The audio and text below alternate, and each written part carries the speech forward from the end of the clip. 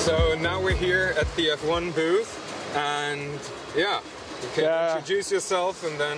Hello, so I'm Roman, working for F1 as a sales manager. So I'm here to introduce you our new pocket wing, the Frigate. So yeah, it took a while for F1 to come on that market with that product, but we are really happy to launch it in the end of June. We've been testing all the pocket wing on the market, and yeah, everyone was asking for us to bring it out, but we wanted to... Because you had you launched first the K-wing, and now surprisingly you also came out with the Parawing. Maybe you can tell us a bit more about that, maybe a bit about the K-wing and then a bit about the Parawing. Yeah, so K-wing development was started before the pocket wing. Yes. While before all the pocket arrived on the market, actually. Okay, so you had that already in mind before all the Parawing things started. Okay. Yeah, because when we started with the first pocket wing, we were not satisfied, so we decided to put more resources into the K-wing development. Okay. Yeah. And after the development of the K-wing, focus on that. So you wanted it to be a free ride wing so that people can be free riding, or what is the range from K-wing is really to have an all-around playground about free flying, riding. Okay. Yeah.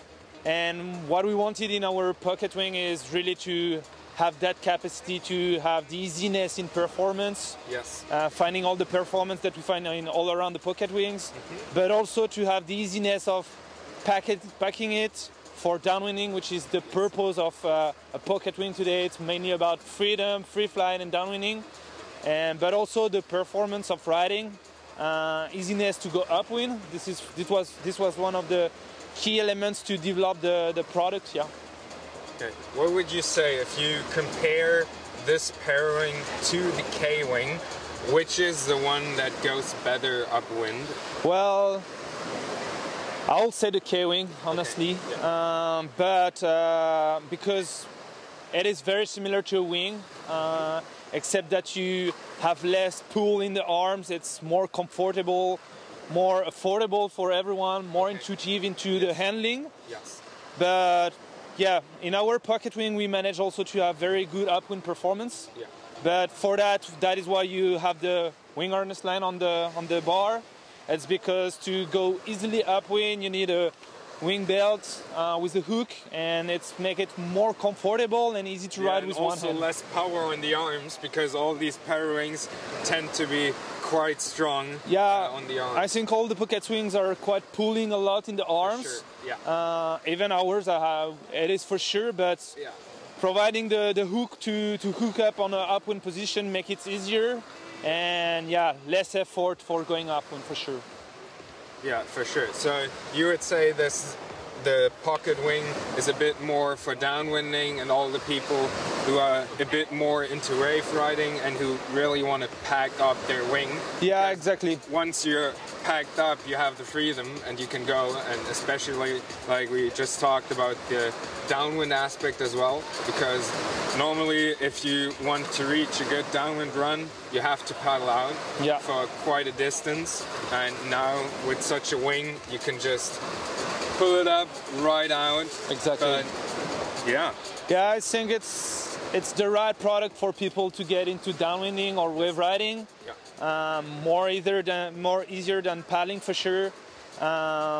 Easy to pack and easy to relaunch. That's the main key of it, I think, for to enjoy the freedom of free flying, and that's the main point of all the pocket wing on the market, I think. Okay. And can you tell me a bit more about the construction of this Parawing, maybe something a bit to the bar or the lines? Yeah, for sure. I also see this thing here that you can pull. Maybe you can give us a bit more details on this Parawing. So our bar is very similar to the K-wing bar, carbon one. Yes. The length is a bit reduced. It's smaller because we know in using a Parawing you have to mainly put your hands in the front of the bar, so you don't really use the back of the bar. With one hand. Exactly. Most of the time, Regarding the bridle, so we have 3 types of bridle, A, B, and C. Yes. We have much more less bridle than the competitors actually. We know that was one of the things that when you're packing it, you want to make sure that it's not tangled between the bridles. So having less bridle is a big advantage for us. How we permit it to have less bridle, it's because on that products, the wide part, we call it the ribs. So this permits to hold the structures, but also you have some side ribs on the side, which permit to avoid a connection of the bridles, but also to save a lot of weight on it. So that's really important about it. Also, key point of the pocket wing is that on the connection, at a point you have a connection between A and B. Yes. And that's really important. Yes. That's something you will only find on ours. Okay. Why so? It's because we call it dynamic bridles. Yes. So when you're pulling the A, B gets intense. So it keeps the tension always on the profile. And then when you go into the wing, A gets intense, then the B take care of being tense and holding the profile. We saw that with some other products who already thought about locking the A and B lines, but that's a new approach, that you have it in the wing and not down at the bar. So if I had to compare it, like for example, Fly Surfer will be using a pulley, for example, for that. And us, instead of using a pulley, we will connect two bridles together to have that mobility between the tension of the bridles. Would you say that your pocket wing is more direct because it doesn't have a pulley? Well, speaking to everyone who's been able to testing, and by myself also testing other pocket wing, I feel like having that profile also held by the rolls on the leading edge permits to our pocket wing to move forward in the window and pull forward, while most of the pocket wing today on the market, we feel that they stay in front of you, and we want to move forward to have better tension in the bridles, but also to have a better performance in upwind riding. Yeah, for sure. That's a really important part. And then I also saw that you have like all different lines are different colors, which is pretty good. So if they're tangled, you can see which lines are which, and you can untangle them. We wanted to make it like very intuitive. So orange in the front, leading edge orange, so you know where is the front. Red at the back, red on the canopy, so it's the back of the wing. So when you fold it, you know where you have to put the orange and the red. Yeah, because once you have it in the hand, you ride a wave, and then maybe it gets twisted a bit. You have to see like directly, okay, where's my leading edge and where are my lines? Yeah, exactly. So you don't get tangled up. Yeah, the idea was really to make it like accessible for everyone. Yes. Understandable also, and easy to use. Okay. I will say like our pocket wing is maybe not the most performance on the market, but the idea was really to have the right balance between performance and downwinding for the folding and packaging. Yeah. Exactly. Yeah, that's a big point. Packing it up, that it stays well and it doesn't unfold, and that the lines are not too long, that you can like really pack it in one swing, and then you don't have to re-grab and then pull again. Yeah. What about this? Is this like something to pack it in stronger wind, or if the wing has too much power, you can't hold it anymore, you take it here so that it doesn't generate any power? Yeah, so it's really cutting the power and pulling the leading edge up front to the wing, okay? It is also to pack it. Today we know everyone has different type and different technique to pack it. Either you take only the A bridles, either you take all the bridles, but some of our R&D team was like pulling that gray bridle to just fold it straight away and then just pack it pretty quickly. It permits to pack it much more quickly. Not as clean as when you take the bridles, but it's a way also to just cut straight away the power without going into your lines and maybe messing into the bridles with your board. That makes sense, and is maybe a bit more accessible, because I know it that when you pack your bridles, because I also did like this, that I always took it, but you always have to pay attention that you get all the lines. Exactly. Because otherwise you have like not the other lines, it generates more power and then it pulls you again in another direction, so that's quite good. But coming now back to the comparison of the Frigate, yeah. Frigate, okay, and the K-wing. What would you say if people want to start out? What should they rather get? Is it more the K-wing because you said it's a bit more accessible? So you would say that for beginners maybe a K-wing in the start is better, or would you recommend the Frigate? Well, it's very easy. We have a grade for downwinding and freedom. So you have kitefall, who was the initiation of downwinding, I think, but you don't have any freedom. Yes. Then you had wing, who came up, but having a wing behind you is not that so much freedom. Then what brought the freedom of downwinding was paddling, but it's hard. And then pocket wing arrived, and there was a gap between wing and pocket wing. So now for us, the K-wing is the pass for the Frigate. To fill that gap so that you got something in between those who are searching for that. Exactly. So the K-wing for me, it's the first step to freedom into downwinding. Yes. Easiness of free fly, very, very light, less than 1.5 kilos, the product.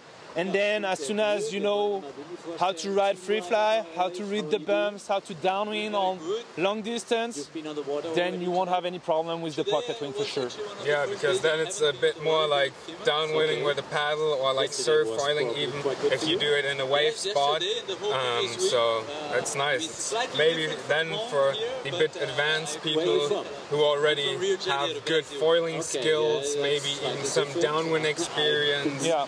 So they can go directly for pocket wing. Yes. But for people who want to get into downwinding, I think the K-wing is the goose pass rail for it. Yeah. Okay. And then we didn't talk about the D-power situation yet. What would you compare the D-power? Because that's also a big aspect. We talked about the problem that most Parawings tend to pull forward and not really in the direction where we want to go, and it just pulls you off the board.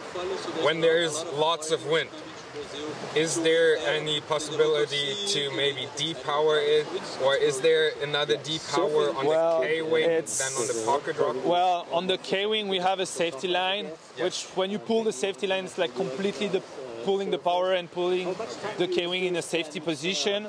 Yes. But what was impressive is when you ride with the Frigate, just by moving forward or backward the bar, it's controlling the power, so you don't have so really... you can actually depower by controlling the bar. Exactly, because you have the bridle A and B being dynamic and controlling the power.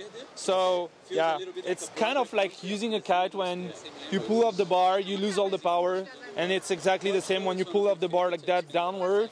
Then A get intense and B are taking care of the power and holding the power, but still keeping the structure and keeping the canopy very tense.